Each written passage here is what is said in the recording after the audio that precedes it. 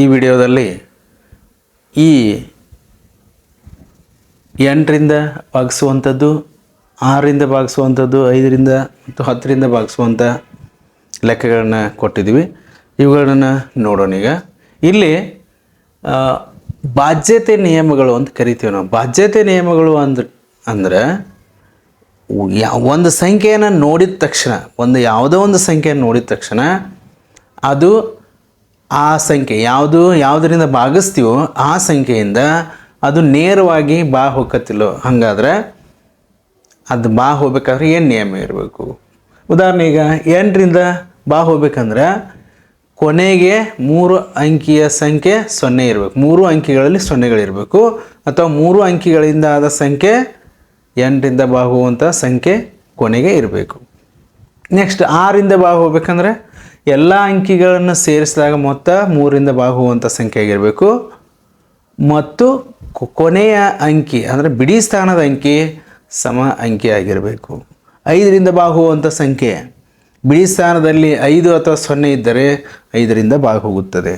10ರಿಂದ ಬಾ ಹೋಗುವಂಥ ಸಂಖ್ಯೆ ಕೊನೆಗೆ ಒಂದೇ ಒಂದು 0 ಇದ್ದರೂ 10ರಿಂದ ಬಾ ಹೋಗತ್ತೆ. ಈ ರೀತಿ ನಾವು ಬಾಧ್ಯತೆ ನಿಯಮಗಳನ್ನು ಕಲಿಬೇಕಾಗ ಇಲ್ಲೇ 8 1ಲೇ 8 ನೋಡ್ರಿ, ಕಡತ ಹೊಡಿದು ಅಂತ ಕರಿತೀರಿ ಅಥವಾ ಕ್ಯಾನ್ಸಲೇಷನ್ ಅಂತ ಕರಿತೀರಿ. 8 1ಲೇ 8, ಇಲ್ಲೇ 8 0ಲೇ 0. 8 1ಲೇ 8 ಐತೆ ಅಂದ್ರೆ 6 ಐತೆ ನಮ್ದು, 8 0ಲೇ ಆಯ್ತು. ಮತ್ತು 6 ಆಗ ಉಳಿತು. 7 ಐತೆ ಮುಂದೆ 67 ಆಯ್ತು. 8 8ಲೇ 64, 3 ಉಳಿತು. 8 4ಲೇ 32, 1 ಉಳಿತು. 8 1ಲೇ 8, 2 ಉಳಿತು. 8 2ಲೇ 16, 8 5ಲೇ 5 ಉಳಿತು. 8 5ಲೇ 4. ಈ ರೀತಿ ಇದನ್ನು 84,125 ಅಂತ ಹೇಳ್ತೀರಿ. ಇಲ್ಲಿ ನೋಡಿರಿ, 6ರಿಂದ ಬಾ ಹೋಗತ್ತಿಲ್ಲ ನೋಡ್ರಿ. ಫಸ್ಟ್ 7 1 8, 6 3 9, 8 1 9, 17 17 4 21. ಹಾಗಾದ್ರೆ 3ರಿಂದ ಬಾ ಹೋಗತ್ತೆ. ಕೊನೆಗೆ ಸಮಸಂಖ್ಯೆ ಐತಿ, ಅದಕ್ಕೆ 2ರಿಂದ ಹೋಗತ್ತೆ. ಅದಕ್ಕೆ 6 1ಲೇ 6 0ಲೇ 6 2ಲೇ 12, 5 ಉಳಿತು. 6 9ಲೇ 54 ಆಕತ್ತೆ ನೋಡ್ರಿ. 2 ಉಳಿತು. 6 3ಲೇ 18, 6 4ಲೇ 24 ದೊಡ್ಡದಾಕತ್ತೆ. ನಮ್ದು 23 ಇರೋದ್ರಿಂದ 5 ಉಳಿತು. 6 9ಲೇ 54 ಅಂದರೆ 2939. ನೆಕ್ಸ್ಟ್ ಇದು 5ರಿಂದ ಬಾ ಹೋಗತ್ತಿಲ್ಲ ಗೊತ್ತಾಯ್ತು. ಈಗ ಬಿಡಿ ಸ್ಥಾನದಲ್ಲಿ 5 ಐತಿ, ಇಲ್ಲಿ 5ರಿಂದ ಬಾ ಹೋಗತ್ತೆ. 0 5 0ಲೇ 5 4ಲೇ 20, 4 ಉಳಿತು. 43 ಆಯ್ತು. 5 8ಲೇ 40, 3 ಉಳಿತು. 37 ಆಯ್ತು.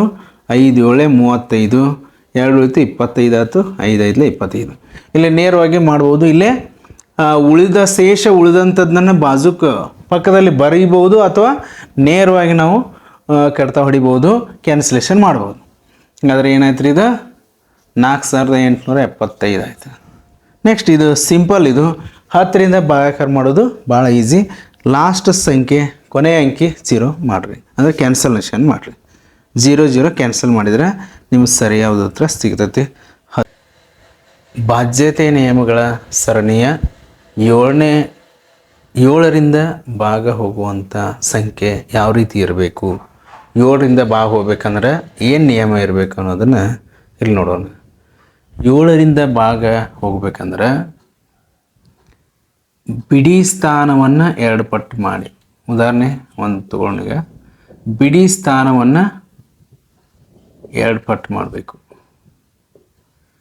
ಬಿಡಿ ಸ್ಥಾನವನ್ನು 2 ಪಟ್ಟು ಮಾಡಿ ಅಂದರೆ 8 ಆಯಿತು. ಅಂದರೆ 4ರ 2 ಪಟ್ಟು ಡಬಲ್ ಮಾಡಬೇಕು, 8 ಆಯಿತು. ಅದನ್ನು ಬಿಟ್ಟು ಉಳಿದ ಸಂಖ್ಯೆ 4ನ್ನು ಬಿಟ್ಟು ಉಳಿದ ಸಂಖ್ಯೆಯಲ್ಲಿ ಅಂದರೆ 22ರಲ್ಲಿ ಡಬಲ್ ಮಾಡಿದ್ದನ್ನು ಮೈನಸ್ ಮಾಡಬೇಕು. ಅಂದರೆ ಎಷ್ಟಾಯ್ತು ರೀ, 14 ಆಯಿತು. 14ಕ್ಕೆ 7ರಿಂದ ಭಾಗಿಸಿದಾಗ ನಿಶೇಷವಾಗಿ ಭಾಗ ಹೋದರೆ ಆ ಇಡೀ ಸಂಖ್ಯೆಗೆ 7ರಿಂದ ಭಾಗ ಹೋಗುತ್ತದೆ. ನೋಡಿರಿ, ಡಬಲ್ ಮಾಡ್ತೀರಿ, ಡಬಲ್ ಮಾಡಿದ್ಮೇಲೆ ಮೈನಸ್ ಮಾಡ್ತೀರಿ, 14 ಬಂತು ನೋಡಿರಿ. 7 1ಲೇ 7 2ಲೇ ಭಾಗ ಹೋಯ್ತಿಲ್ರಿ. ಈಗ 7ರಿಂದ ಅದಕ್ಕಿದು 7ರಿಂದ ಪೂರ್ತಿ ಭಾಗ ಹೋಗತ್ತೆ. ಇನ್ನೊಂದು ಇದ್ರೊಳಗೆ ವಿಶೇಷ ಅಂದರೆ ಕಳೆದಾಗ 14 ಬಂತು, 0 ಬಂದರೂ ಭಾಗ ಹೋಗತ್ತೆ. ಈಗ ಡಬಲ್ ಮಾಡಿದ್ಮೇಲೆ 2 ಪಟ್ಟು ಮಾಡಿದ್ಮೇಲೆ ಕಳೆದಾಗ ಆ 7ರ ಅಪವರ್ತೆ ಆಗಿರಬೇಕು, ಇಲ್ಲ ಅಂದರೆ 0 ಆಗಿರಬೇಕು.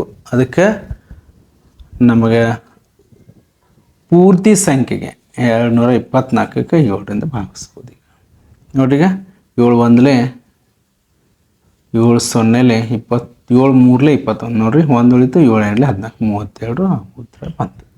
ನಾವು ಈ ರೀತಿ ಇದನ್ನು 7ರ ಬಾಧ್ಯತೆ ನಿಯಮ ಅಂತ ಕರಿತೀರಿ. ಹಿಂದಿನ ಬಾಧ್ಯತೆ ನಿಯಮಗಳನ್ನು ವಿಡಿಯೋಗಳನ್ನು ನೋಡ್ರಿ, ಬಾಧ್ಯತೆ ನಿಯಮಗಳನ್ನ ಅಲ್ಲಿ ತಿಳಿಸ್ಕೊಡಲಾಗಿದೆ. 11ರ ಬಾಧ್ಯತೆ ನಿಯಮ. 11ರ ಬಾಧ್ಯತೆ ನಿಯಮ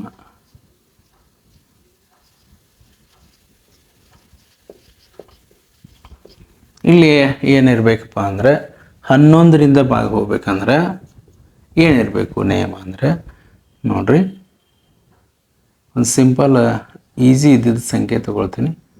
ನೋಡ್ರಿ, 1331.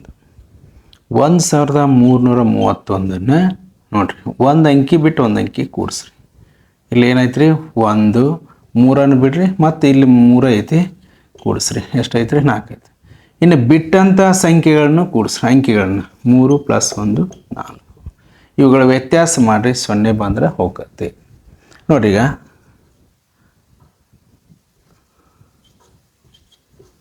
1331ಕ್ಕೆ 11ರಿಂದ ಭಾಗಿಸಿ. 11 ಒಂದಲೇ 11, 2 ಉಳಿತು, 23 ಆಯಿತು, 11 ಎರಡಲೇ 1 ಉಳಿತು, 11 ಒಂದಲೇ, ಆನ್ಸರ್ 121. ಈ ರೀತಿ 11ರ ಬಾಧ್ಯತೆ ನಿಯಮ ಐತಿ.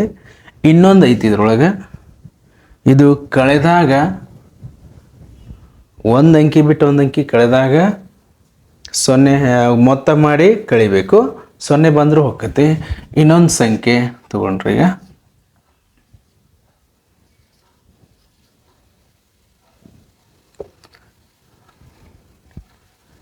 8 8 16 25 32 ಐತ್ರಿ.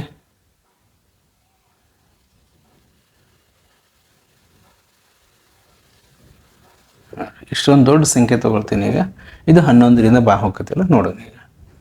ಈಗ ನಾ ಅದಕ್ಕೆ ಸರಿ ಈಗ ಹಂಗೆ ಬರ್ದೇನೆ, ನೋಡೋಣ ಎಷ್ಟು ಮಟ್ಟಿಗೆ ಸರಿ ಆಕತ್ತೆ. ಈಗ ಯಥಾಸ್ಥಿತಿ ಮತ್ತೆ ಈ ಸಂಖ್ಯೆ ಒಂದನ್ನು ಬಿಟ್ಟು ಒಂದಕ್ಕೆ ಕೂಡಿಸ್ಕೋತ ಹೋಗ್ರಿ. 7 8 9 8 ನೋಡ್ರಿಗೆ, 7 + 8 + 9 + 8 ಕೂಡಿಸ್ರಿ. 7 8 15 15 9 24 32.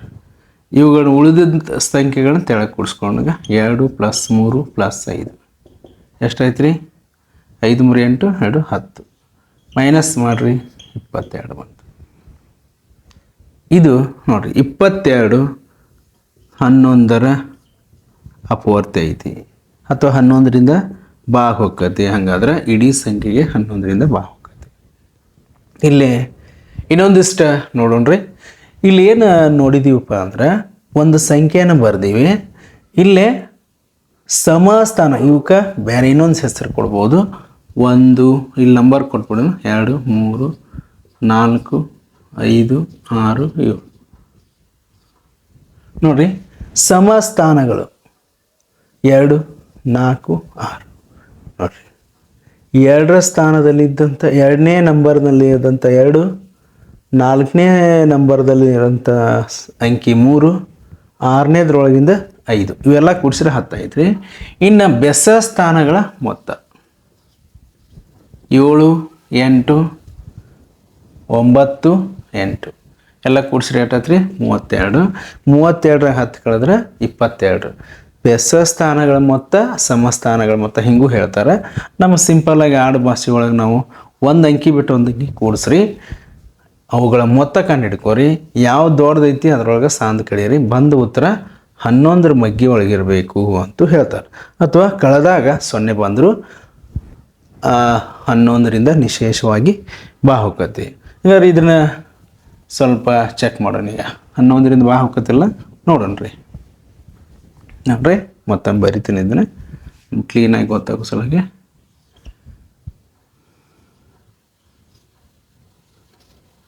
5 8 ಇಷ್ಟು ದೊಡ್ಡ ಸಂಖ್ಯೆ ಐತಿ. ಎಷ್ಟೈತಿ ನೋಡ್ರಿ ಇದು 72,83,958 ನೋಡ್ರಿ. 11 ಒಂದಲೇ 7 ಐತಿ. ಇಲ್ಲಿ 2 ಅಂಕಿ ಸಂಖ್ಯೆ ಇರೋದ್ರಿಂದ ಫಸ್ಟಿಗೆ ನಾವು 2 ಅಂಕಿ ತೊಗೋಬೋದು. 72 ಐತ್ರಿ. 11 7 77 ಆಕತಿ. 11 6 66. 72 76 66 ಹೋದ್ರೆ 6 ಉಳಿತು. 68 11 6 66 2 ಉಳಿತು. 11 2 22 1 ಉಳಿತು. 11 1 8 ಉಳಿತು. 11 7 77. 85ರಾಗ 77 ರೀ 8 ಉಳಿತು. 11 8 ಈ ರೀತಿ ನೋಡ್ರಿ ಇದು ಉತ್ತರ ಬಂತು. ಈ ರೀತಿ ನಾವು ಭಾಗಾಕಾರ ಲೆಕ್ಕ ಸರಳವಾಗಿ ಈ ಬಾಧ್ಯತೆ ನಿಯಮಗಳ ಗೊತ್ತಿದ್ರೆ ನಾವು ಆರಾಮಾಗಿ ಕಡತ ಹೊಡೆಯುವ ಮೂಲಕ ಕ್ಯಾನ್ಸಲೇಷನ್ ಮಾಡೋ ಮೂಲಕ 11ರಿಂದ ಭಾಗಿಸ್ಬೋದು, 7ರಿಂದ ಭಾಗಿಸ್ಬೋದು, 9ರಿಂದ ಭಾಗಿಸ್ಬೋದು. ಈ ರೀತಿ ಬಾಧ್ಯತೆ ನಿಯಮಗಳನ್ನು ನಾವಿಲ್ಲೇ ನೋಡ್ತೀವಿ. ಇನ್ನೊಂದು ಅದೇ ರೀತಿ ಬಾಧ್ಯತೆ ನಿಯಮ ನೋಡೋಣ್ರಿ. ನೆಕ್ಸ್ಟು 25ರ ಬಾಧ್ಯತೆ ನಿಯಮ. 25ರ ಬಾಧ್ಯತೆ ನಿಯಮ ಸಿಂಪಲ್ ಐತಿ. ಇದು 25ರಿಂದ ನಮಗೆ ಭಾಗ ಹೋಗ್ಬೇಕಾಯ್ತು ಒಂದು ಸಂಖ್ಯೆಗೆ. ಇದು ಏನು ನಿಯಮ ಇರಬೇಕು ಅಂದ್ರೆ ಬಿಡಿ ಮತ್ತು 10ರ ಸ್ಥಾನಗಳಿಂದ ಆದ ಸಂಖ್ಯೆ, ಬಿಡಿ ಮತ್ತು 10ರ ಸ್ಥಾನಗಳಿಂದ ಆದ ಸಂಖ್ಯೆ ನೋಡ್ರಿ ಏನೇನು ಇರಬೇಕು. ಬಿಡಿ ಮತ್ತು 10ರ ಸ್ಥಾನಗಳಿಂದ ಆದ ಸಂಖ್ಯೆ 25, 50 ಅಥವಾ 75 ಅಥವಾ 00.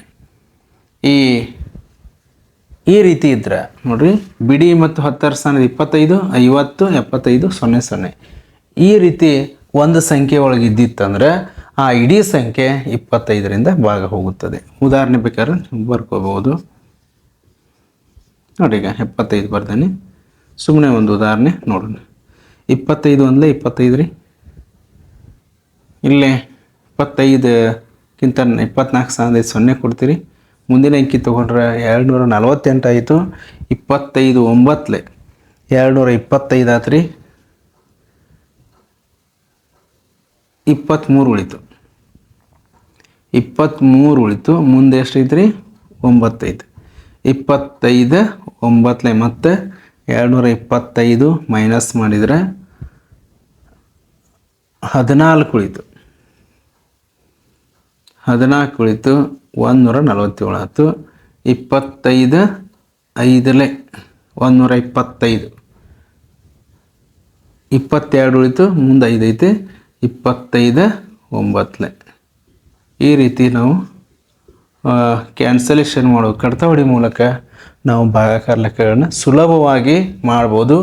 ಈ ಎಲ್ಲ ನಿಯಮಗಳು ಗೊತ್ತಿದ್ರೆ ನಾವು ಸ್ಪರ್ಧಾತ್ಮಕ ಪರೀಕ್ಷೆಗಳಲ್ಲಿ ಕಡಿಮೆ ಟೈಮ್ ಒಳಗೆ ದೊಡ್ಡ ಲೆಕ್ಕಗಳನ್ನ ಮಾಡ್ಬೋದು. ಇದಕ್ಕೆ ಬಾಧ್ಯತೆ ನಿಯಮಗಳು ಅವಶ್ಯಕತೆ ಇದಾವೆ. ಇವಕ್ಕೆ ಡಿವಿಸಿಬಲ್ ರೂಲ್ ಅಂತ ಕರೀತಾರೆ.